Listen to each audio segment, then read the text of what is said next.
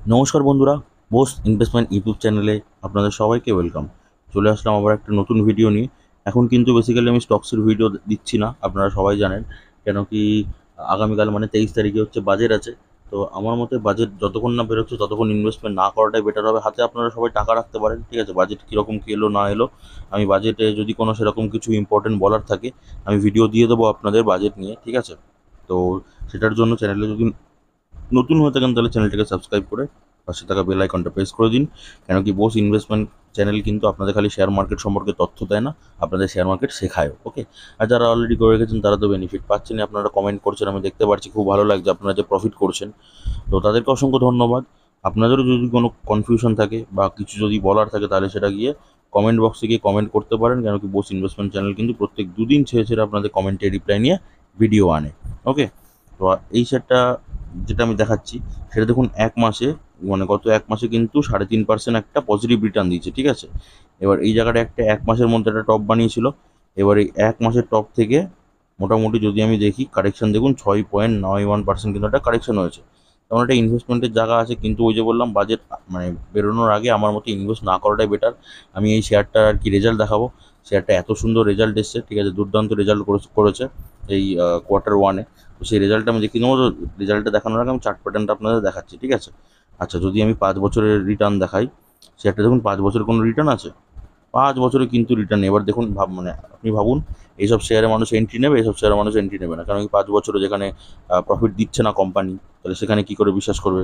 আমি সবসময় বলি, কোম্পানি না আপনার দাম দেখে কোম্পানিতে ইনভেস্ট করবেন, না হচ্ছে কোম্পানি হচ্ছে চার্ট প্যাটার্ন দেখে ইনভেস্ট করবেন। সবসময় কোম্পানি ব্যবসা দেখে কোম্পানি ইনভেস্ট করবেন। কোম্পানি যদি ব্যবসা ভালো থাকে তাহলে কিন্তু আপনি ইনভেস্ট করতে পারেন। আর এটা দেখুন মোটামুটি একটা পেনি শেয়ার, ঠিক আছে। এবার পেনি শেয়ারে খালি ইনভেস্ট করে ফেলে রেখে দিলে হয় না, মানে তাদের কিন্তু কোয়ার্টারলি ইয়ারলি কিন্তু বিজনেস চেক করতে হয়, ঠিক আছে। তো দেখুন 5 বছরে কিন্তু লস গেছে 74%। যদি আমি অল টাইম দেখি, অল টাইমে হচ্ছে মাত্র 100% হাই, মানে 100% আর কি পজিটিভ রিটার্ন দিচ্ছে। তার মানে বুঝতেই পারছেন এখনও কত বড় চান্স আছে। এখনও মানে শেয়ারটা যদি আমি রিপোর্ট দেখাই আপনাকে, রেজাল্ট দেখাই, তাহলে বুঝতে পারবেন কতটা আর কি গ্রোথ আর কি পোটেনশিয়াল আছে, অনেক দূর ওপরে যেতে পারে শেয়ারটা, ঠিক আছে। শেয়ারটা যদি আমি এক মাসে দেখাই, এক মাসে দেখুন আপনাদের মোটামুটি বললাম 3.5% একটা পজিটিভ রিটার্ন আছে, কিন্তু 9% হচ্ছে একটা লোয়ার সার্কিটে মেরেছে, ঠিক আছে। শেয়ারটার নাম যদি দেখাই, শেয়ারটার নাম হচ্ছে ইয়েস ব্যাংক, ঠিক আছে। Yes bank share, yes bank share সম্পর্কে অনেকে জানে। তো ইয়েস ব্যাংক শেয়ারও আর কি কোয়ার্টার 1-এর আর কি রেজাল্ট এসে গেছে। আমি কোয়ার্টার 1-এর রেজাল্টটা ইয়েস ব্যাংকের দেখিয়ে দিচ্ছি। অনেকের কাছে ইনভেস্টমেন্টও আছে, অনেকে ইনভেস্ট করতেও চাই, তো সেই কারণে আমি এটা রেজাল্টটা দেখিয়ে দিচ্ছি, দেখুন। তো ইয়েস ব্যাংক রিসেন্টলি কী হয়েছে, রিসেন্টলি কিন্তু একটা লোয়ার সার্কিট মেরেছে, ঠিক আছে। তো কত পার্সেন্ট লোয়ার সার্কিট? 3.81% কিন্তু একটা লোয়ার সার্কিট মেরেছে। কোম্পানি মার্কেট ক্যাপ দেখুন 77,618 কোটি টাকা কোম্পানি হচ্ছে মার্কেট ক্যাপ।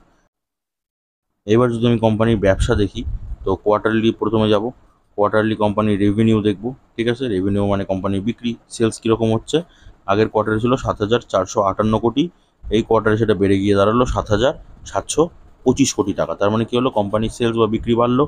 আচ্ছা, যদি আমি এক্সপেন্সেস বা খরচ দেখি, কোম্পানি আগের বছর মানে আগের কোয়ার্টারে কোম্পানি খরচ ছিল 3,340 কোটি, এই কোয়ার্টারে কোম্পানি খরচা হলো কত, 2,820 কোটি টাকা। তার মানে কি, খরচাও কিন্তু কোম্পানি কমিয়ে দিয়েছে, তার মানে একটা ভালো দিক। আচ্ছা, যদি আমি তুলনা করি, কোম্পানির রেভিনিউ বেশি মানে কোম্পানির বিক্রি বেশি, সেই তুলনায় কোম্পানির এক্সপেন্সেস বা খরচাটা কিন্তু কম, তাহলে এটা কিন্তু কোম্পানির জন্য একটা সুন্দর ভালো দিক, ঠিক আছে। আচ্ছা, এবার যদি কোম্পানি আমি প্রফিট দেখাই, নেট প্রফিট যদি আমি দেখি কোম্পানি কীরকম নেট প্রফিট করলো। আগের কোয়ার্টারে কোম্পানি নেট প্রফিট ছিল 467 কোটি, এই কোয়ার্টারে কোম্পানির নেট প্রফিট হলো 516 কোটি টাকা। তার মানে কি, কোম্পানি কি প্রফিট কিন্তু ক্রমশ বাড়ছে।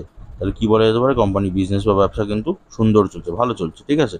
আচ্ছা, এবার যদি বছরের হিসাবটা দেখি, বছরের হিসাবটা কিসে দাঁড়ালো, তো রেভিনিউ দেখবো কোম্পানির।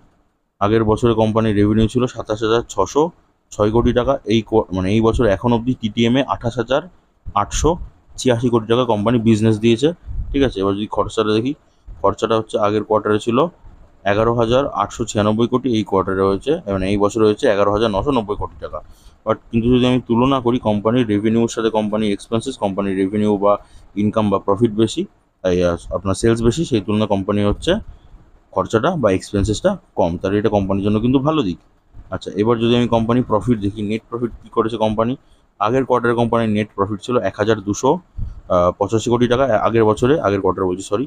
আর এই বছরে কোম্পানি এখন অবধি TTM এ প্রফিট হচ্ছে 1455 কোটি টাকা। তাহলে কি বোঝা গেল, ইয়ারলিও কিন্তু কোম্পানি প্রফিটটা বেশি আছে। ওকে, তাহলে কি বলা যেতে পারে, কোম্পানির বিজনেস বা ব্যবসা কিন্তু ভালো চলছে। ওকে, আচ্ছা যদি ব্যালেন্স শিটটা দেখিয়ে দিই একবার, তো ব্যালেন্স শিটটা দেখুন, রিজার্ভ দেখি, কোম্পানির রিজার্ভ যদি দেখি তাহলে যতদূর আর কি আপডেট আছে, ঠিক আছে, কেন কি মার্চের আর কি এখনও সাবমিট করেনি এরা, মার্চে আর কি রিপোর্ট, মার্চ আর হচ্ছে আপনার কোয়ার্টার ওয়ানের রিপোর্ট এখনও সাবমিট করেনি বলে এখানে শো করছে না, ঠিক আছে। তো যতদিন ছিল, ঠিক আছে, মার্চের 23-এ যদি আমি দেখি তাহলে 23-এ রিজার্ভ ছিল কোম্পানি 34,019 কোটি টাকা, ধার বাকি, এবার ব্যাঙ্কিং সেক্টর ধার বাকি বেশি হবে, কত ছিল 2,95,136 কোটি টাকা। ওকে, তো যদি আমি এবার তুলনা করি কোম্পানির অ্যাসেটের সাথে, তাহলে কোম্পানির টোটাল অ্যাসেট দেখুন কত আছে, 3,55,204 কোটি টাকা, ঠিক আছে। আর যেটা দেখুন বছরের পর বছর কিন্তু ক্রমশ কী হয়েছে, ক্রমশ কিন্তু অ্যাসেট বেড়ে গেছে কোম্পানি, ঠিক আছে। তাহলে কী বলা যেতে পারে, কোম্পানি ফান্ডামেন্টাল কেমন, কোম্পানি ফান্ডামেন্টাল কিন্তু ওকে, কোম্পানি ফান্ডামেন্টাল একদম সুন্দর, ভালো, ঠিক আছে। আচ্ছা, যদি আমি শেয়ার হোল্ডিং প্যাটার্নটা দেখাই, প্রোমোটার্সে কী করলো, প্রোমোটার্সে তাদের হোল্ডিংটা কিন্তু বাড়িয়ে দিয়েছে, ঠিক আছে, ওরা ইনভেস্টমেন্ট করেছে। আচ্ছা, ডিআইসরা কী করেছে, ডিআইসরাও কিন্তু মালটা বিক্রি করেছে। ওকে, আর সরকার, সরকার কিন্তু সেম রেখে দিয়েছে। ওকে, আর পাবলিক সেক্টর অল্প বিক্রি করেছে। গত বললাম শেয়ার হোল্ডিং প্যাটার্নটা দেখিয়ে দিলাম, তো ইয়েস ব্যাংকের বিজনেস দেখিয়ে দিলাম। আমার কাছে কোম্পানি কিন্তু বিজনেস ভালোই এসছে, কিন্তু খুব সুন্দর এসছে। এবার দেখুন, যে কোম্পানির বিজনেস ভালো সেই কোম্পানি নিচের দিকে নামছে, এতে কী হয়, সাধারণত দর্শকের মনে প্রশ্ন আসে, ঠিক আছে, মেম্বার্সদের মনে প্রশ্ন আসে যে কী করব, ঠিক আছে। একদিকে তো না কেনাই বেটার, ঠিক আছে, কিন্তু কোম্পানির বিজনেসটা সবসময় চেক করে থাকবেন। কোম্পানির দাম নিচে পড়ুক উপরে উঠুক এটা ম্যাটার করে না, যখন ইনভেস্টমেন্ট করবেন, হ্যাঁ যদি কম দামের মাল কিনতে পারেন সস্তায় তাহলে সেটা খুবই ভালো হয়, কিন্তু কোনো কোম্পানিতে বিলিভ করবেন সবসময় কিন্তু কোম্পানির বিজনেস বা ব্যবসা দেখে। ওকে, আচ্ছা আমি এই শেয়ারটা চার্ট প্যাটার্ন খুলছি, চার্ট প্যাটার্ন খুলে বাকি কথা বলছি। তো যেটাই বলেছিলাম শুরুতে, কি অলরেডি কিন্তু এখন মোটামুটি 9% নিচের দিকে গেছে। এবার এত সুন্দর রেজাল্ট মোটামুটি দেখলেন, একটা পেনি শেয়ার মানে একটা অল্প দামের শেয়ার কিন্তু এত সুন্দর একটা রেজাল্ট করেছে, ঠিক আছে। তো এটা বেসিক্যালি বলতে হবে। তো সেইখান থেকেও কিন্তু দেখুন, মানে তারপরেও হচ্ছে 9% হচ্ছে লোয়ার সার্কিটে আছে, ঠিক আছে, এক মাসের টপ থেকে।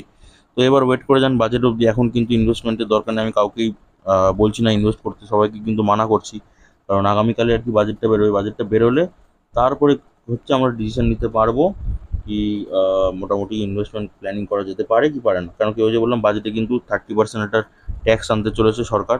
তো দেখা যাক, এটা মানে শোনা কথা, পুরোটাই রিউমার, এবার দেখা যাক কি আসে না আসে, ঠিক আছে। তো দেখিয়ে দিলাম মোটামুটি। তো এই ছিল বেসিক্যালি আজকে ভিডিও।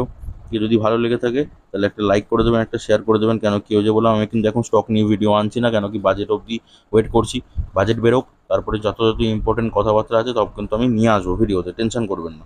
তো সেটা দেখার জন্য চ্যানেলটাকে সাবস্ক্রাইব করে পাশে থাকা বেল আইকনটা প্রেস করে দিন, কেন কি বোস ইনভেস্টমেন্ট খালি শেয়ার মার্কেট সম্পর্কে তথ্য দেন, আপনাদের শেয়ার মার্কেট শেখায়।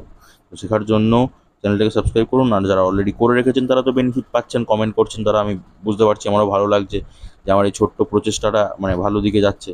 আর আপনাদের যদি কিছু বলার থাকে তাহলে গিয়ে কমেন্ট বক্সে কমেন্ট করতে পারেন, কেন কি বোস ইনভেস্টমেন্ট চ্যানেল কিন্তু প্রত্যেক দুদিন ছেড়ে ছেড়ে আপনাদের কমেন্টের রিপ্লাই নিয়ে ভিডিও আনে, ঠিক আছে। তো এই ছিল আজকে ভিডিও। তো সুস্থ থাকুন, ভালো থাকুন, দেখা হচ্ছে আবার পরের ভিডিওতে।